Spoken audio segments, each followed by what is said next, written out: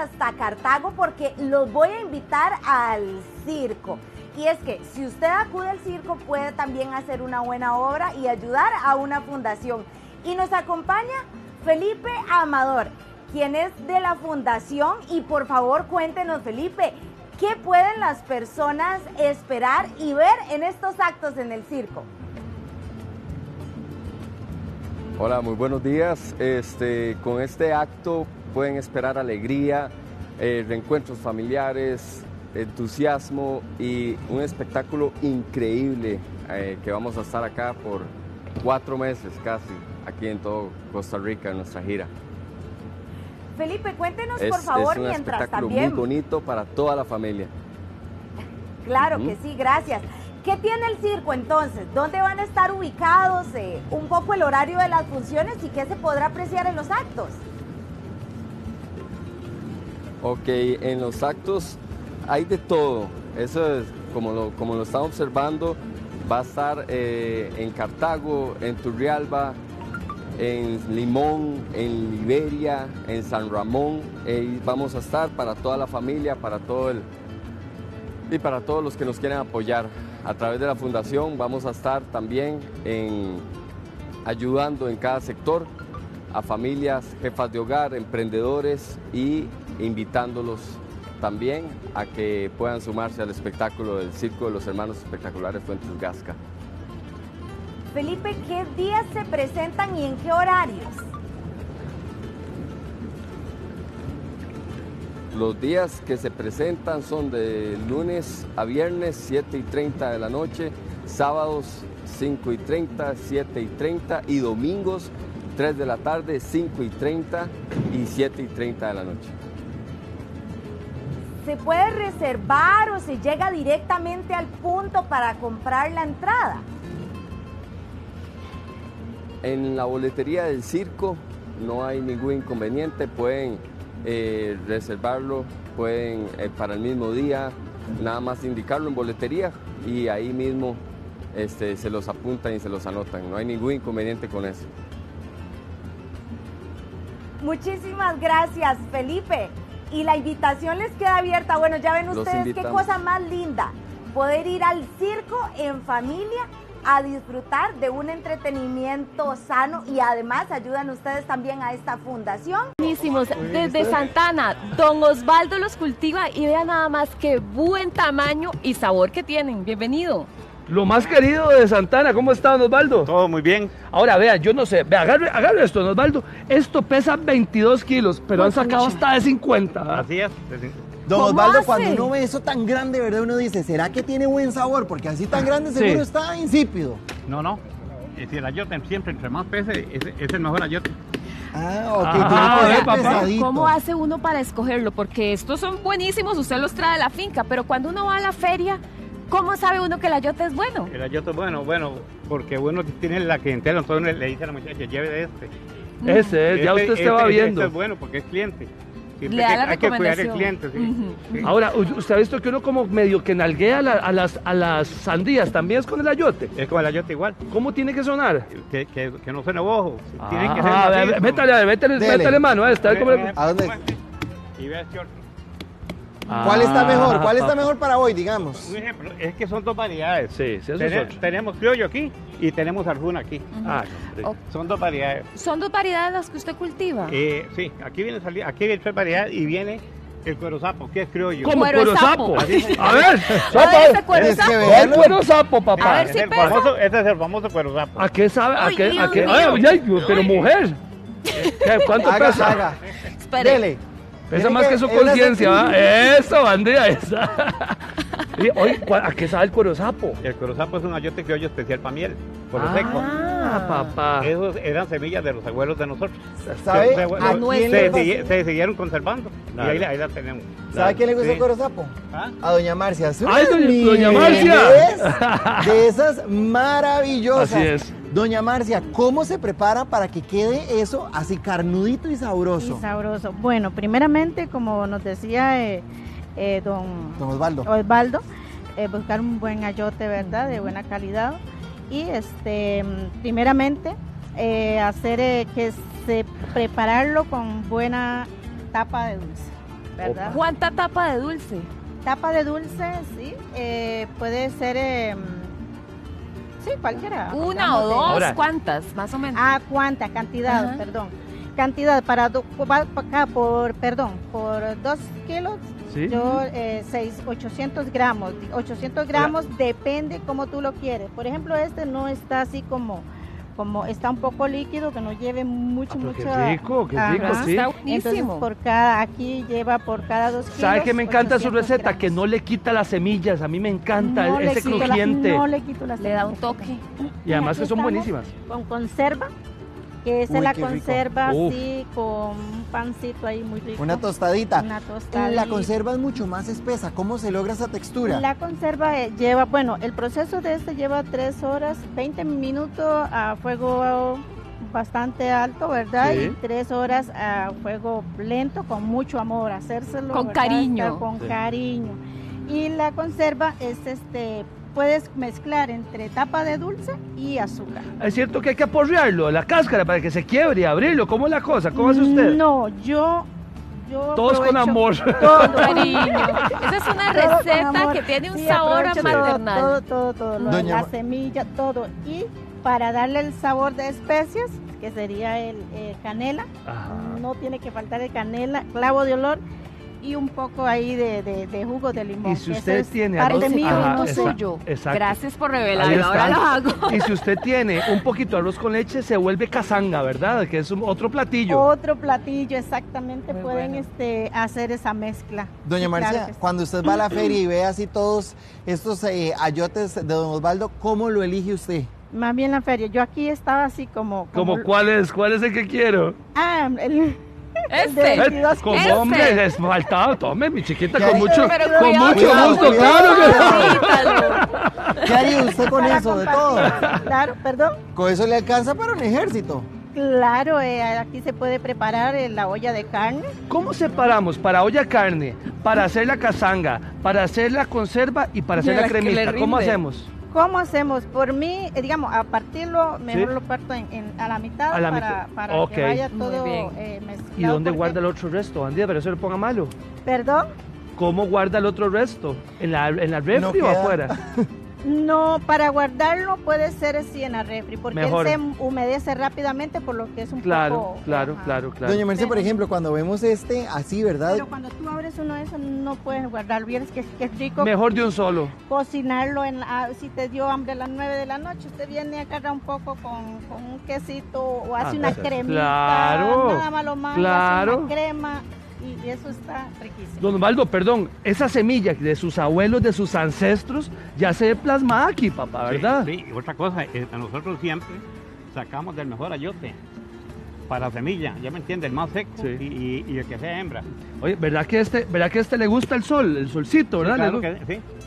De eso depende el color, don Osvaldo, porque hay unos más amarillos, otros más grises. No, ya si el ayote llega a un término que puede quedar de este color así oscuro, que ya está sazón, porque ya hasta ahí llegó la mata. Ah, ok, Sí, hasta ahí llegó. la mata, sí. Ok. Sí. ¿Cuánto dura de semilla a ayote ya? Con, 4 meses. No, hombre, es un montón de tiempo. 4 meses. 4 Hay que meses. cuidar. Nosotros sembramos 2 cosechas por año. Entra el invierno y ahora en septiembre. ¿Cómo está haciendo ahora verdad, que está como loco el clima? Porque también pasó con el jocote, que se alargó también la cosecha. Sí. ¿Cómo ha estado la cosecha? Muy buena. No, Pero hombre. nosotros esperamos que había sequía en octubre. ¿Sí?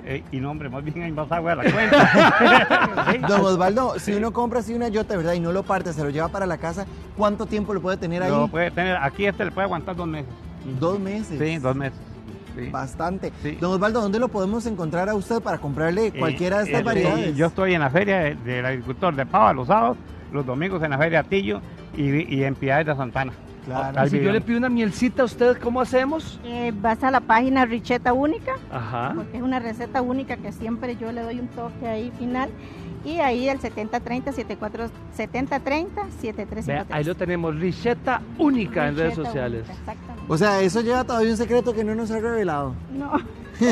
Muchísimas gracias y El qué linda sabor. combinación de la tierra a su cocina. Se viene ya noviembre y empezamos a sacar el pasito, las figuritas para decorar. Pero ¿qué pasa si le salió el niño desmembrado, todo está despintado y hay que empezar a arreglar estas figuras? Por eso Diego nos va a ayudar para repararlas y tenerlas intactas. Bienvenido. Muchas gracias, es un placer.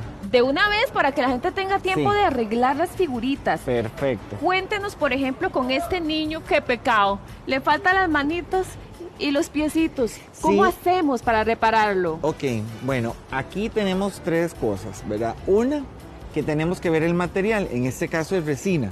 Si es resina, tenemos que trabajarlo con el mismo material que le corresponde. Muy bien. La resina con un catalizador. Si vamos a utilizar la resina con el catalizador, tenemos que tener prevención, porque son químicos muy potentes. Entonces usar la mascarilla. Exacto. Y los lentes. Correcto.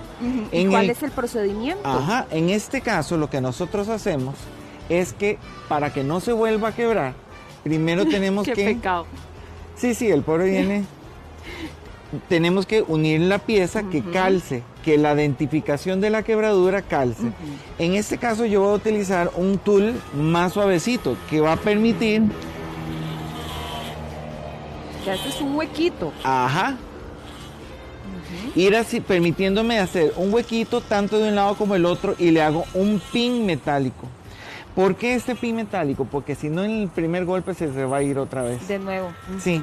Entonces cuando yo tengo esto listo, el pin metálico normalmente lo utilizo con algo que sea inoxidable. Muy bien. Y lo vamos a pegar. Ay, claro. Que calce de un lado y del otro.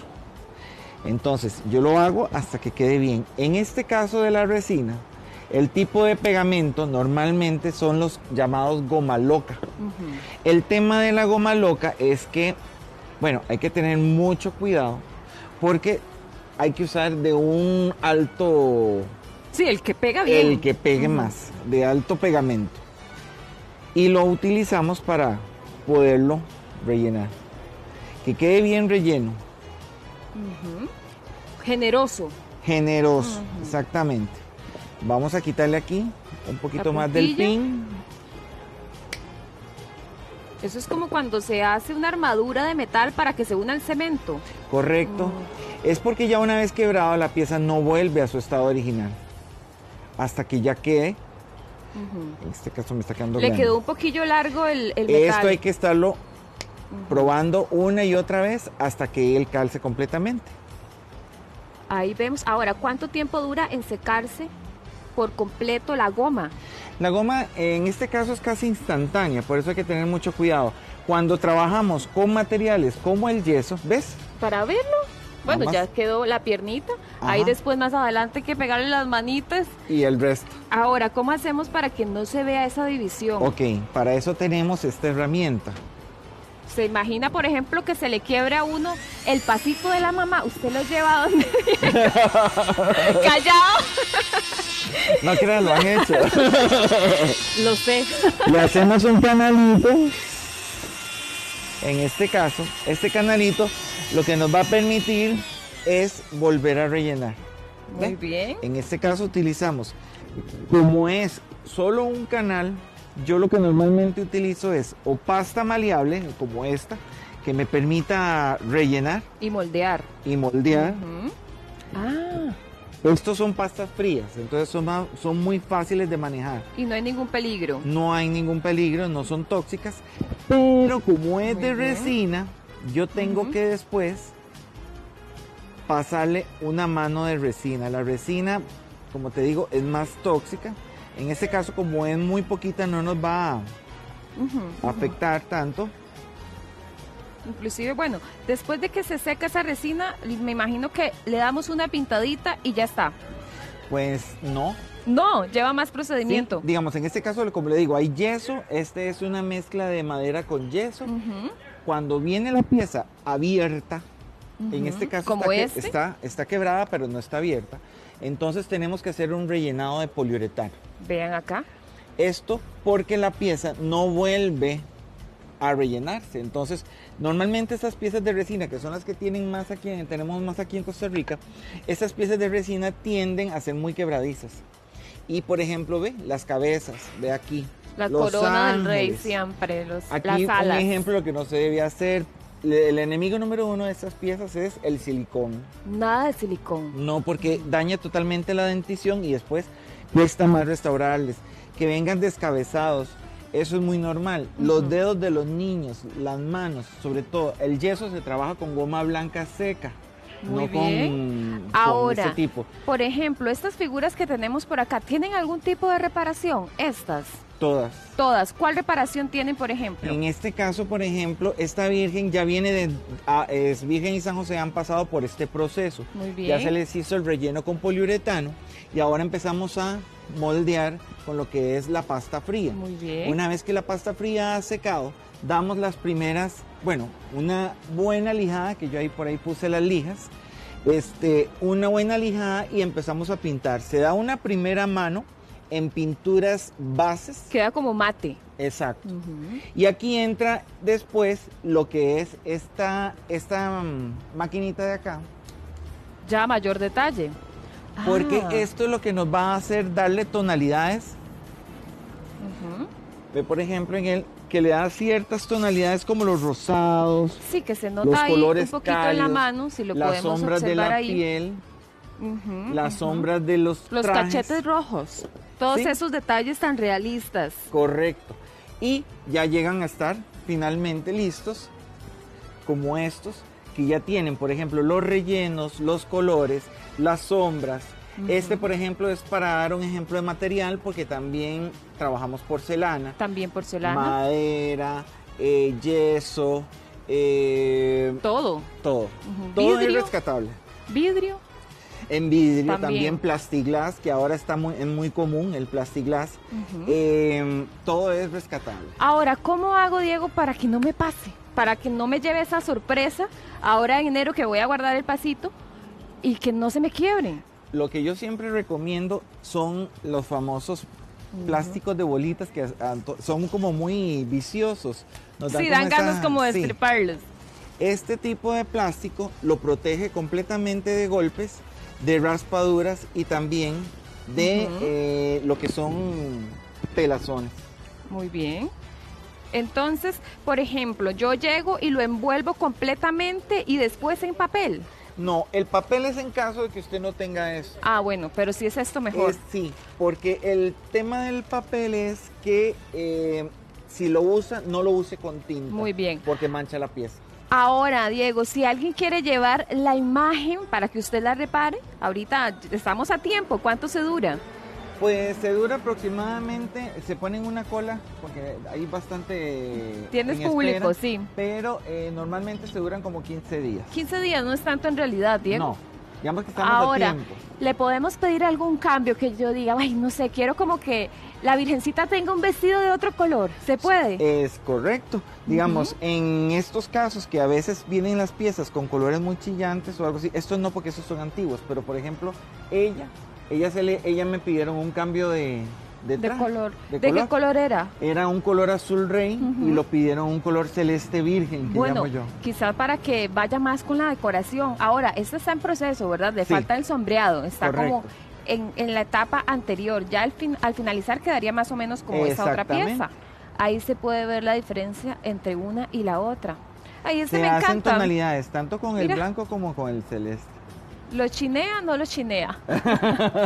Esto está lindísimo. Por ejemplo, este niñito en particular, ¿tuvo alguna restauración? No, eso fue nada más, que la persona me pidió que le hiciera un reavivamiento de los colores. Ah, para que se vea mejor todavía. Lo más común es que el buey pierda los cachos, la mula Sí. las orejas, el niño los dedos y las Típico. manos y cabezas de los reyes. Y los las santos. coronas en particular. Ahora, por ejemplo, este tipo de material que es como un metal, ¿podría sufrir daños y usted lo podría reparar? Sí, claro. Ujú. Todo lo que tenga que ver con metal, en bronce, en plata, yo con mucho gusto les hago reparaciones siempre y cuando para mantenerlo original. De manera intacta. Ajá. Excelente. Si no, pues ya sería con una joyería. Diego, muchísimas gracias por todas las recomendaciones. Qué gato, es un artista, Diego, definitivamente. Pero bueno, aboquémonos ahora a todos aquellos que de repente nos vamos con el excesivo consumo de calorías y lo combinamos con una vida sedentaria. Esto definitivamente promueve la obesidad. Y esto podría provocar, por ejemplo, el síndrome metabólico, entre otros. Pero bueno, vamos a profundizar en el tema de la mano del experto, amigo de esta casa, y que siempre es un placer, el doctor León de Meservil. Doctor, buenos días. Muchas gracias, Patricia, por participar en este programa tan importante y educar a los costarricenses. Hoy me salió un poco de los temas que siempre vengo a dar, que es microbiota y tubo digestivo. ¿Cierto? Porque me tocó participar en un congreso hace 3 semanas en Hamburgo, Alemania, donde 10.000 doctores de todo el mundo, incluyendo 5 costarricenses, acudimos a un congreso de lo que es diabetes mellitus, obesidad y enfermedad grasosa del hígado.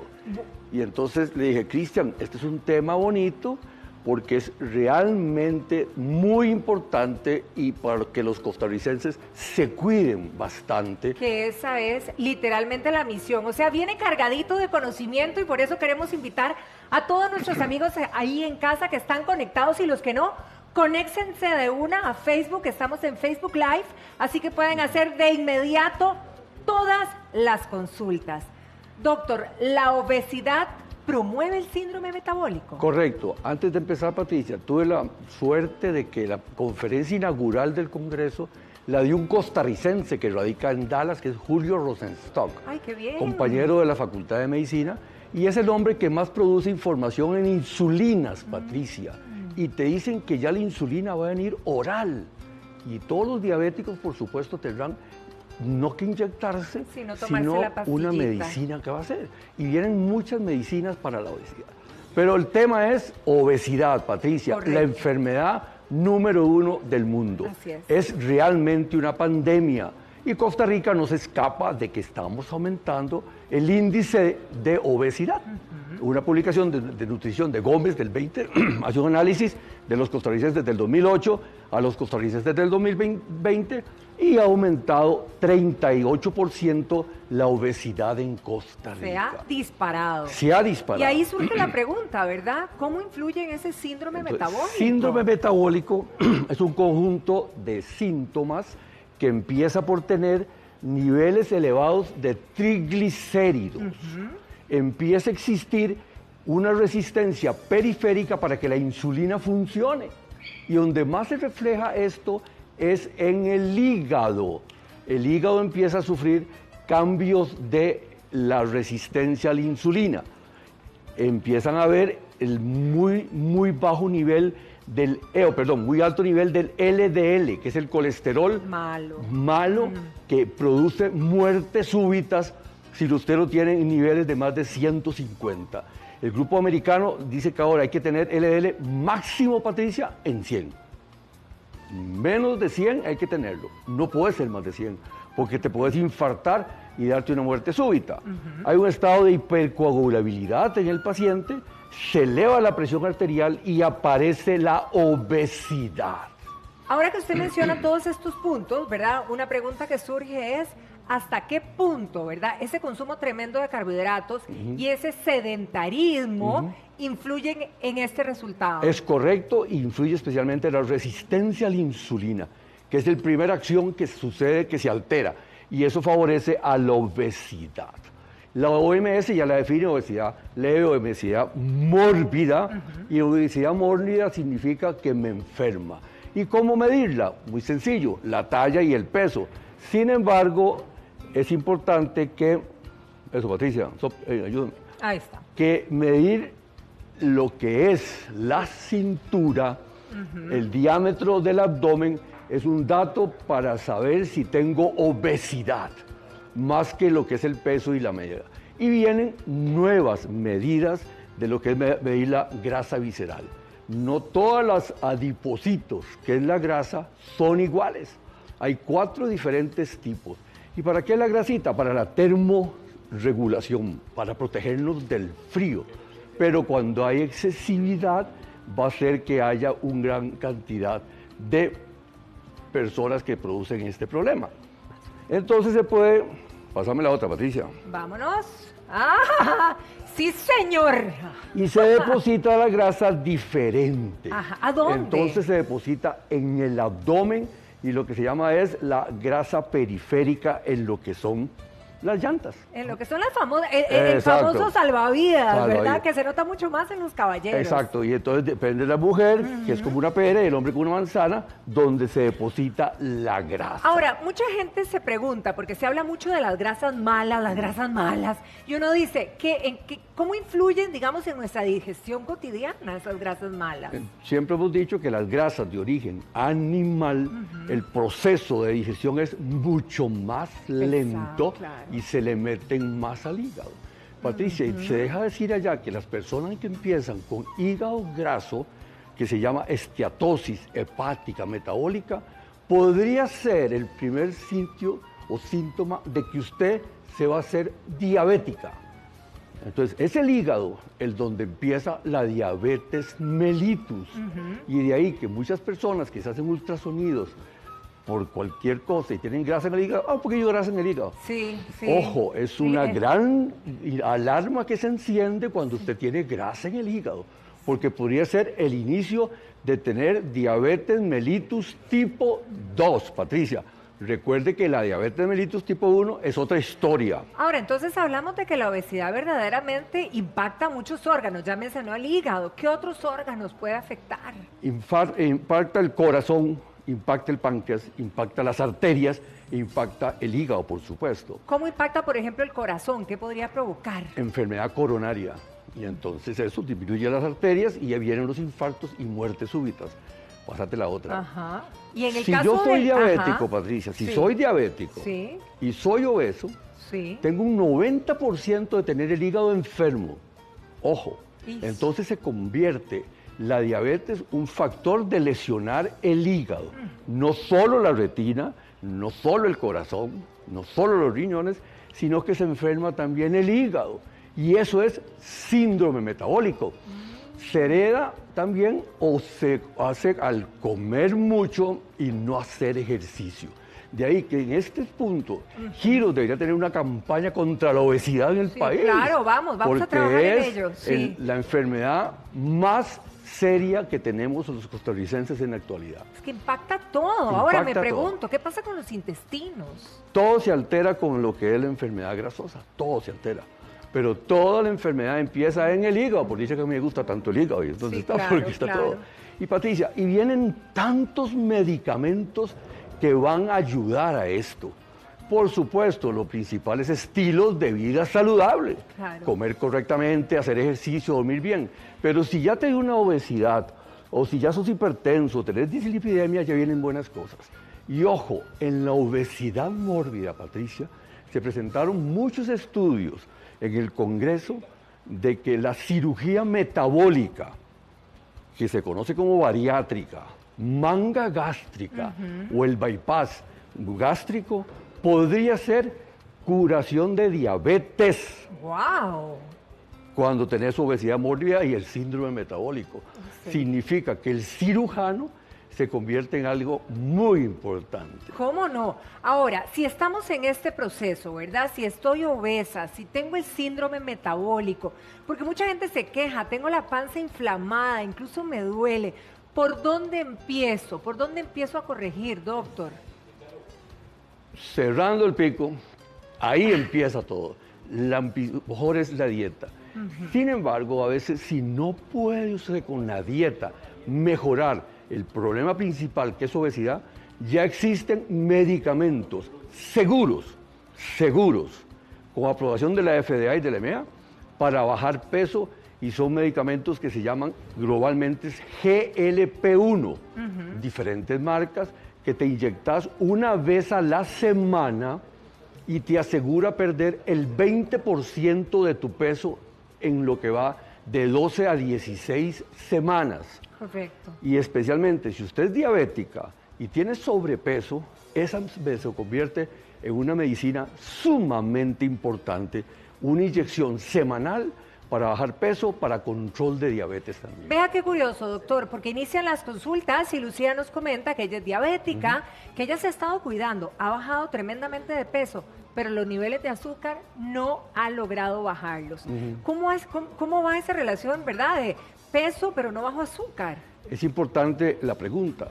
lo importante es regular el peso y luego se acomoda uno con diferentes medicamentos que existen para lograr que tenga la hemoglobina glicosilada entre 6.5 y 7, que es muy buena para un diabético compensado. Menos de 6.5 sería el mundo ideal. Pero hay medicinas para eso y hay medicinas ahora muy buenas, Patricia. Los SGLT2 son medicinas que bajan el azúcar, protegen de que tu corazón no falle, protegen que no haya hiperlipidemia y protegen al diabético. Es decir, las personas diabéticas tienen ahora un arsenal de medicamentos muy beneficiosos para su control. Pero el número uno, ser delgados, porque diabéticos obesos le dan fibrosis hepática y terminan con cirrosis del hígado. No, Dios guarde. Y precisamente Rafael nos está consultando, él tiene 49 años y nos dice que él se cuida, ¿verdad? Es diabético, evidentemente, pero que pregunta que si al medirse el abdomen, el diabético y el no diabético deberían de tener la misma proporción. ¿Y cuál sería la que debería de tener? ¿Un aprox? En hombres menos de 100, en mujeres menos de 98. Menos de 100 de cintura. Sí, exacto. Ok. A ver, Rafa, a poner en práctica entonces y en la mujer medida. menos de 98. Y si somos nosotras, menos de 100 siempre. Menos de 100 siempre. Ok. Si tenés más de 100, estás obeso. Doctor, si la persona está, en verdad, ya diagnosticada con el síndrome metabólico, pero empezamos a hacer las cosas bien, uno se pregunta, bueno, ¿cuánto voy a durar, verdad, en darle ese giro ya a mi calidad o a mi salud? Sí. Si lo más importante a atacar, Patricia, es no morirte de una muerte súbita por dislipidemia o por infarto agudo del miocardio. Es decir, el primer target es mejorar el LDL colesterol, porque ese te puede matar. Lo demás puedes ya ir con más calma a hacerlo. Pero si usted se somete a un tratamiento correcto, con las medicinas correctas, con el médico correcto y el control nutricional correcto, probablemente en los siguientes 3 a 6 meses se empieza a revertir la enfermedad y empezás a sentir gran mejoría. Recuerde que esto te da mucha fatiga, mucho cansancio, mucho problema de energía. Vea, justo lo que usted estaba mencionando, doctor, y esta pregunta se la deben de hacer muchos en casa. En este caso la hace Noilin, que nos comenta, ella tiene 47 años, la diagnosticaron con hígado graso, ¿verdad? Pero entonces ella empezó su dieta formal, se bajó un montonón de peso, y entonces la pregunta que hace ella es, ¿ya solucioné el tema del hígado graso? Correcto. La mejor medicina para el hígado graso es perder peso. Si usted solo tiene esteatosis, que significa grasa que no inflama el hígado, perdiendo el 5% de su peso, la grasa se quita. Pero si la grasa te está inflamando el hígado y te produce algo que se llama esteatohepatitis, tiene que perder el 10% de su peso. Y con el 10% de su peso va a mejorar la inflamación hepática y evita lo que se llama la fibrosis, que el hígado se ponga duro y que se ponga cirrótico. Karin nos dice, también está con hígado, fue diagnosticada de hígado graso, pero también tiene piedras en la vesícula. Ya la operaron de las piedras, todo bien, ¿verdad? Se ha perdido peso, ella se está cuidando en la alimentación, pero dice que se siente maluca, que tiene mucha náusea, mucho dolor. Puede ser por la cirugía de la vesícula, que al no tener vesícula puede tener gastritis biliar. Otro dato de síndrome metabólico es piedras de la vesícula. Provoca. Es parte del síndrome, es parte de la enfermedad. O sea que hay que cuidarse también y hay que estar checándose. ¿Cada cuánto me...? Es decir, ¿cómo me doy cuenta que tengo síndrome metabólico? Probablemente usted lo tiene, porque es delgadita y todo. Las personas que puedan tener esto son las personas que tienen obesidad y tienen que empezar a chequearse, siempre. ¿Hay un examen específico que me diga que yo tengo síndrome metabólico? Bueno, el examen es un buen examen médico, un doctor bueno que te mida la presión y te la encuentre alta, que te mande un examen de azúcar y esté elevado, que te mande un examen de triglicéridos y esté elevado, y que te mande un examen de LDL y esté elevado, que tenga el hígado con grasa o que tenga piedras de vesícula. Ahora, doctor, Lucía dice que ella tiene, que más bien ella ha oído muchísimo, ¿verdad?, de cuando hablamos de hígado graso, porque mucha gente sale de un chequeo anual con hígado graso y te dicen nivel 1, nivel 2, nivel 3, y uno dice que, ¿de qué se trata esto? O sea, ¿todos tenemos hígado graso? No todos tenemos, y ahí empieza la diabetes, Patricia. Ese es el mensaje más contundente que quiero dar esta mañana, que la diabetes empieza con el hígado graso. O sea, Ojo, que verdaderamente, aunque sea un mínimo nivel, hay que darle mucho seguimiento. Y tratamiento, sí. Nana tiene 31 años. tiene problemas estomacales y siempre se inflama mucho. Lo que ella naturalmente toma es famotidina, pero dice, ¿qué más puedo hacer? Porque verdaderamente me siento maluca. La medicina que ella menciona es para acidez y agruras, no es para inflamación, entonces probablemente está tomando lo que no es, pero no es probablemente por síndrome metabólico, que no da ese síntoma, debe tener alguna enfermedad asociada a colon, síndrome intestino irritable, disbiosis intestinal o alguna de esas. Y probablemente necesita antiespasmódicos de la línea del otilonio, del pinaverio o de la meveridina que pueden darle mejoría, pero la que está tomando no le va a servir para eso. Doctor, déjeme decirle que hay mucha gente que lo aprecia, que lo sigue. Don Luis Cruz desde Atenas le manda un abrazo.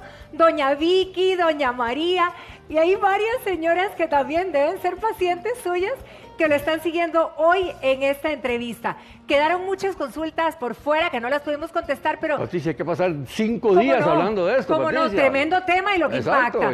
Pero le voy a agradecer si se puede meter un ratito en Facebook de Giros y contestar a algunos de nuestros televidentes. Con mucho gusto. Muchísimas gracias, Patricia, doctor. Gracias por la oportunidad de transmitir conocimientos que están fresquitos. Tienen 3 semanas. ¿Cómo no? Y que un experto costarricense es el mejor en insulinas. Es algo que enorgullece al país y que usted esté aquí con ese conocimiento. Muchas gracias, doctor Meservil.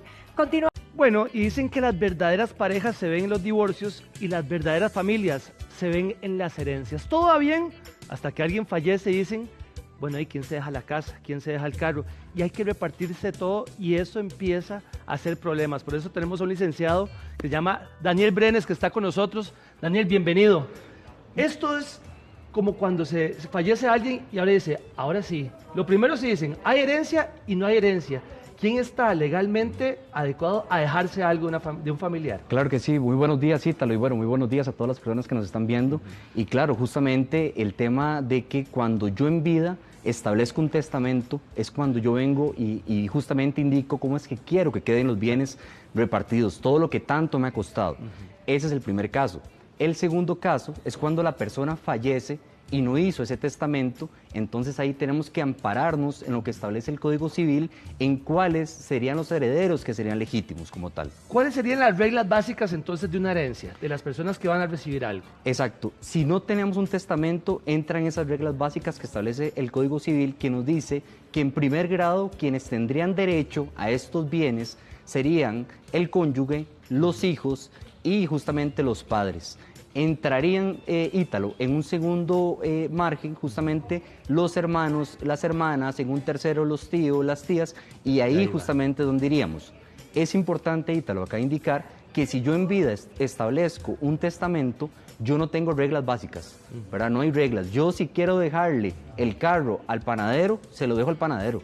Si quiero dejárselo a un sobrino, se lo dejo a un sobrino. No hay reglas básicas cuando yo establezco un testamento en vida. Vamos a aprovechar que estamos en Facebook Live porque tenemos un montón de dudas, así que por favor, aquí vamos a estar también resolviendo muchísimas de ustedes. Ahora, hay que dejar esto claro, ¿verdad? ¿Quiénes son los que van a recibir, digamos, en primer plano? Ok, los que van a recibir en primer plano justamente cuando no tenemos un testamento serían los que están justamente el cónyuge, los hijos y los padres. Esos serían, digamos, en primer orden. ¿Qué es lo que pasa? Que si yo por alguna razón, estando en vida, yo vengo y digo, mira, mis bienes le van a quedar a mi hermana solamente y no mete a mi hijo, por ejemplo, ahí no hay nada, ¿verdad? ¿Por qué? Porque la voluntad justamente que yo tuve estando en vida y en ese caso yo dije todo le queda a mi hermana. Ahora, es importante acá y tal indicar que por más de que yo en el testamento haya dado esa voluntad de que todo le quedara a una sola persona o a 2 personas, entran siempre los acreedores, ¿verdad? Si yo tengo deudas, primero se salda la deuda con los acreedores, ya sea con dinero o ya sea con los bienes que yo tenga, y lo que queda, ahora sí, le decimos a las personas que yo les heredé, bueno, esto es lo que les corresponde. Eso, en el caso cuando yo establezco un testamento o en el caso de que no lo establezca, lo primero siempre van a ser a los acreedores, a las personas que yo les debo. Ahora, licenciado, es muy lindo cuando la persona fallece y dice, bueno, este es el testamento, esto es lo que dejó, pero cuando no hay un papel, ¿qué se hace? ¿Cómo se reparte la cosa? Claro, cuando no hay un documento, ¿verdad? Justamente tenemos que ir a la vía judicial y que sea exactamente la vía judicial quien llegue a identificar a estas personas, que serían las personas que entran y que establece el Código Civil, ¿verdad? Que serían cónyuge, hermano, hijos, ¿verdad? Y justamente irlo estableciendo. Acá hay un tema importante, que muchas veces llegamos e identificamos que hay herederos que no son legítimos para recibir una herencia. ¿Y por qué no son legítimos? No son legítimos, Ítalo, justamente porque tal vez estando en vida tuvieron problemas con la persona que murió. Claro. Mira, tuvieron temas de violencia doméstica. Aparece, ¿verdad? Claro, tuvieron temas de violencia doméstica, por ejemplo, ya a nivel judicial, tuvieron hasta algún asunto penal. Entonces, los demás herederos lo que tendrían que hacer es apersonarse a ese proceso judicial y venir y decir, mira, es que mi hermano no es legítimo para que reciba la herencia porque él, con papi, por ejemplo, estando en vida, tuvo problemas. Exacto. Siempre, esa palabra es increíble cuando se muere alguien, siempre hay problemas, pero ¿en qué momento una persona que no le parece justo como se están dividiendo todo, puede empezar a pelear, a decir, no, yo también me tengo que dejar algo? Claro, eso ahí lo que pasa, y vamos a ver, la defensa que normalmente plantea un familiar que no está de acuerdo en cómo se está repartiendo la herencia, es justamente el alegato de que la persona a la que se le está entregando no es legítimo porque tuvo problemas con la persona que murió. Esa es la única defensa que podría llegar a tener a nivel de pelear algo, ¿verdad? Sin embargo, ya por un tema legal le correspondería directamente al juez establecer por partes iguales a los herederos que en este caso sí serían legítimos. ¿Cuáles son los argumentos que una persona puede decir, no, yo sí puedo dejarme algo de esta herencia? Claro, justamente si entra dentro de estos grados que establece el Código Civil, ¿verdad? Grados que llegarían hasta los hijos de los tíos, ¿verdad? Que podrían llegar a recibir algún tipo de bien. Sin embargo, justamente se establece por grados, porque ese primer grado que es el cónyuge, los hijos y los padres, ¿verdad? Serían los que en primera instancia se dejarían los bienes. Si por alguna razón esta persona no tiene un cónyuge, ¿verdad? No tiene hijos, si los padres ya fallecieron, entonces entraríamos a un segundo grado, que serían, por ejemplo, los hermanos, ¿verdad? Que esos serían los que vendrían justamente a quedarse con esos bienes. Vea qué interesante lo que dice Jen. Buenos días. ¿Por qué si en vida hacen el testamento, cuando muere la persona es más difícil recibir todo? Ok, por más, ¿verdad?, que vos hayas establecido un testamento, siempre hay que llevarlo a la vía judicial y establecer un proceso sucesorio como tal. Hay dos formas, puedes llevarlo a un proceso sucesorio o lo puedes hacer por medio de un notario público. Lo haces por medio de un notario público, ¿verdad?, cuando no hay ningún tipo de problemas, ¿verdad? Cuando hay algún tipo de diferencia, lo tenés que llevar a la vía judicial como tal. Entonces, ¿qué es lo que pasa? Que igualmente es un proceso, ¿verdad?, judicial, va a llevar su tiempo como tal, claro, pero es más beneficioso cuando hay un testamento porque ya existe la voluntad de la persona que fallece. Cuando no lo hay que establecer un albacea, ¿verdad?, dentro del proceso sucesorio, establecer quiénes son los herederos, ver si realmente un heredero puede llegar y rechazar la herencia también. Claro. Entonces hay que llevar todo ese proceso judicial que cuando no hay un testamento es mucho más largo y además es mucho más costoso, ¿verdad? Que justamente, bueno, te lo mencioné anteriormente, Ítalo, el tema de que muchas personas piensan que establecer un testamento es algo muy costoso, ¿verdad? Actualmente establecer un testamento anda de 100 a 150 mil colones independientemente de los bienes que vos tengas, ¿verdad? Te dan cuidado con eso, ¿verdad? Claro, entonces, ¿qué es lo que pasa? Que hay muchas personas que tal vez consideran que establecer un testamento es solamente para personas que tienen mucho dinero, personas que tienen muchos bienes, y no. O sea, en el testamento uno puede llegar y decir, mira, yo quiero que mi cuenta bancaria, lo que tengo en mi cuenta bancaria le quede a tal persona. Yo lo que quiero es que el cuadro que tengo en mi casa, que para mí tiene un valor sentimental, claro, le quede a tal persona. O sea, no es necesario tener esa gran cantidad de bienes, ¿verdad? Y un proceso o establecer un testamento no debería de costar más que esto que yo estoy indicando. Vean qué interesante, y hoy le vamos a ayudar a muchas personas y a doña Sol, que le mando un fuerte abrazo. En mi caso, mi hermano falleció y mi madre, por razones de demencia, fue ingresada en un hogar de ancianos. Ella dejó una casita, entonces quiere saber quién hereda eso. Ok, en ese caso hay que establecer el proceso sucesorio, ¿verdad? Bueno, la mamá está en vida. Sí. Ok, en ese caso, como tal, como la mamá está en vida, lo que hay que establecer es un curador para la mamá. Hay que establecer un proceso para establecer quién es la persona que va a administrar los bienes de la mamá. ¿Por qué? Porque la mamá en este caso tiene una patología en donde ella ya no tiene la capacidad de poder ser responsable y poder manejar los bienes como corresponde. Entonces, en este caso no es un proceso sucesorio, sino es establecer quién es la persona encargada de la mamá para que pueda venir a administrar esos bienes. Ahora, en el momento que la mamá llegue a fallecer, ¿verdad? Todos somos de la muerte, llegue a fallecer, ahí sí establecemos un proceso sucesorio para que la ley determine a quién le corresponde. Y aquí vamos a un tema interesante, Ítalo, de que, por ejemplo, ella viene y dice, mira, pero es que mi otro hermano nunca vio por mami. ¿Cierto? Yo siempre fui la que iba a visitar a mami. Y ahora sí viene, ¿verdad? Y ahora sí viene.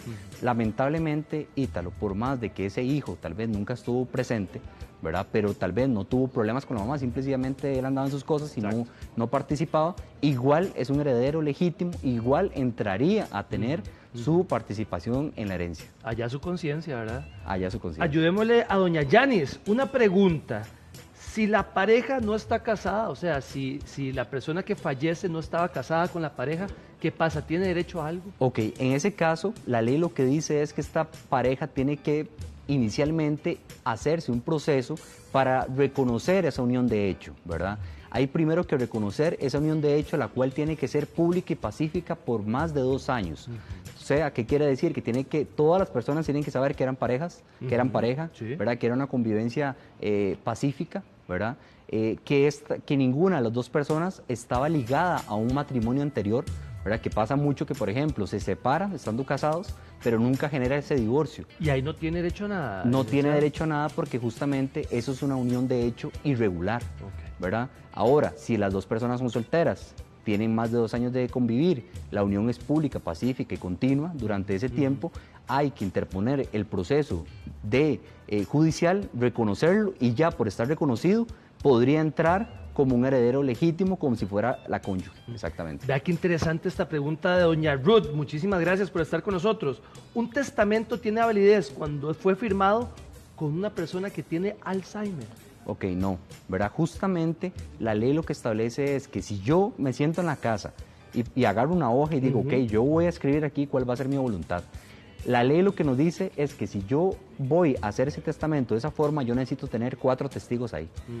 4 testigos que firman conmigo el documento y dicen, sí, yo estoy viendo aquí que Daniel Brenes se encuentra en su capacidad cognitiva, volitiva, y que él realmente va a dejar los bienes de esa forma. Firmo. 4 testigos, ¿verdad? Ahora, yo agarro eso, lo cierro, lo puedo guardar siempre y cuando estén esos testigos. O puedo llevárselo al notario y es lo que conocemos como un testamento cerrado, ¿verdad? Pero si yo logro identificar que en el momento que la persona que hereda no se encontraba en su capacidad cognitiva o volitiva para realizar esta voluntad o esta manifestación, ahí justamente, Ítalo, es donde entran los herederos a querer apelar y traerse abajo ese testamento, manifestando esta patología que en este caso la persona que hereda presentaba. María Eugenia, buenos días. ¿Qué sucede si no dejó testamento y murió y no tenía esposa, pero sí hijos y madre? Y justo la madre con la hermana falleció, se dejan todos sin dejarle nada a los hijos. Ok, en ese caso, claro, no, y pasa mucho, pero ahí, ¿qué es lo que está pasando?